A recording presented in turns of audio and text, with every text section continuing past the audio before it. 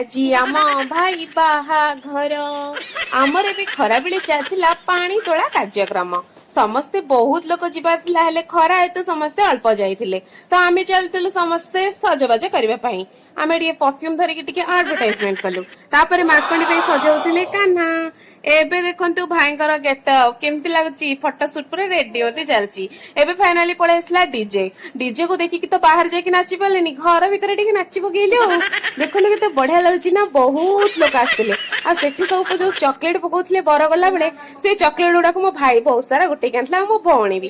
ତ ମୁଁ ଏବେ ବସିକି ସେ ଚକଲେଟ ଗୁଡାକୁ କାଉଣ୍ଟ କଲି ତ 36 ଟା ଚକଲେଟ ହେଲା। ତ ଏବେ ଆମର ରାତିକି ବରବୁଲା ହେଇଥିଲା, ତ ଦେଖନ୍ତୁ କେତେ ବଢିଆ ଲାଗୁଥିଲା। ଆଉ ଛୋଟ ଛୋଟ ପିଲାଙ୍କ ଡ୍ୟାନ୍ସ ତ ପୁରା ୱାଓ ଲାଗୁଥିଲା। ଏବେ ସବୁ ଛୋଟ ପିଲାମାନେ ଡ୍ୟାନ୍ସ କରୁଥିଲେ। ଏବେ ବୋଉ ଯାଇକି ଫାଇନାଲି ଟିକେ ପଣା ଦେଇଥିଲା, ତା ସହ ପଗଡିରେ ପଇସା ମାରି ଦେଇଥିଲା। ଏଇଟା ଆମର ଆଜି ଛୋଟ ବ୍ଲଗ ଥିଲା। ଭିଡିଓ ଭଲ ଲାଗିଥିଲା ଲାଇକ୍ ସବସ୍କ୍ରାଇବ କରି ରହିଲି। ନମସ୍କାର, ଜୟ ଜଗନ୍ନାଥ।